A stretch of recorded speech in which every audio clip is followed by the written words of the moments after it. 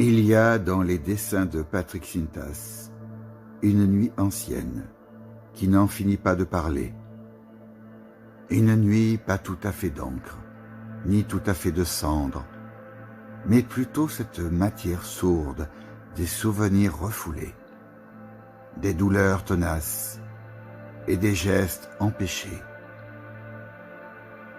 Rien ici ne raconte vraiment, ou alors tout, d'un seul coup, par bribes démembrées, avec la force noire d'un rêve lucide.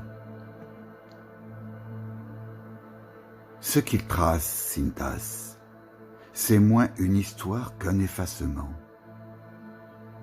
une mémoire qui résiste, non par clarté, mais par surimpression. Les figures sont là, oui, mais trop loin déjà. Elles glissent entre les lignes, au bord d'un monde qui ne sait plus s'appartenir. Chaque image est un seuil, chaque planche une fracture.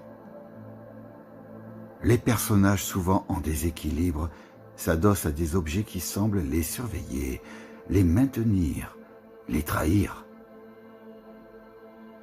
Il y a des mains qui tendent, des regards qui s'échappent, des corps qui tombent sans bruit. Ici, une femme en robe sombre fait face à un homme effacé par une diagonale lumineuse, comme si l'amour ou la mémoire ne traversaient plus la même temporalité. Leurs regards ne se croisent pas, ils dérivent. Un peu plus loin, un enfant accroupi, peut-être en prière, peut-être en punition, dans le triangle d'une chambre trop noire. Le sol est gratté comme une plaie. Dans une autre scène, une figure vue de dos au loin semble fuir ou hanter un paysage incertain. Au premier plan, une main immense offre ou retient une alliance suspendue dans le vide. Quelqu'un s'est-il noyé? Ou est-ce l'image même du serment rompu qui nous regarde ainsi? Dans ce théâtre d'ombre et de nerfs, les objets pèsent comme des destins. Une horloge sans aiguille marque l'attente immobile. Un radiateur froid, oublié dans une pièce nue, devient sculpture de solitude. Une fenêtre ouverte sur l'absence laisse entrer la blancheur crue d'un dehors muet,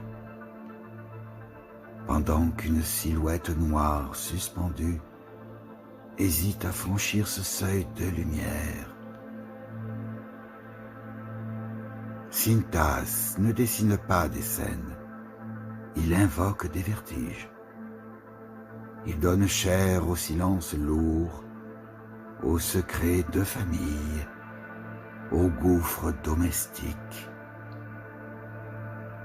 Son art est politique, parce qu'il fouille la vie nue, celle que l'on n'écrit pas dans les livres,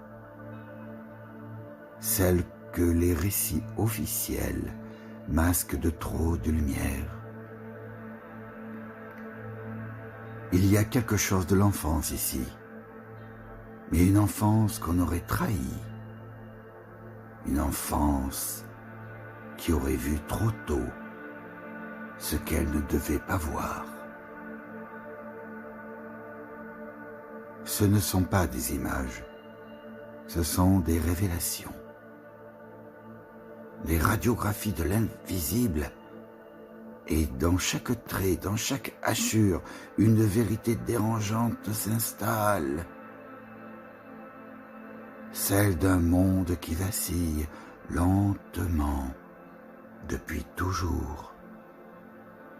Un monde qui n'a pas su protéger ses enfants et consoler ses morts,